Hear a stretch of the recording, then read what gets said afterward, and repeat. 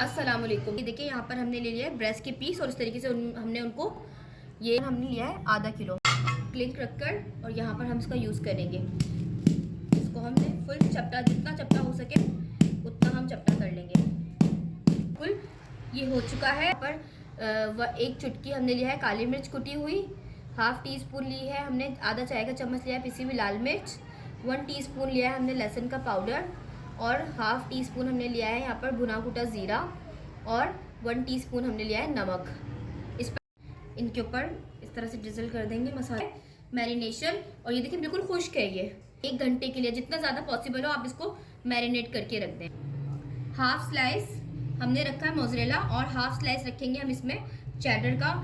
दबा देना है, ऐसे इसको रोल कर लेंगे। अंडे में डिप, ब्रेड क्रम में अच्छे से आपने जो है ना इसको ब्रेड क्रम में कोट करना है ताकि जो है ना ये अच्छे से जो है ना सब तरफ से लॉक हो जाए। अंडे में डिप करेंगे। ये प्रोसीजर आपने 2 दफ़ा करना है। ब्रेड क्रम में अच्छे से कोट कर लेंगे। हम बहुत ज़्यादा तेल में इसको फ्राई नहीं कर रहे, इसको हम बिल्कुल शैलो फ्राई करेंगे। इतना प्यारा सा लाइट गोल्डन कलर आ चुका है।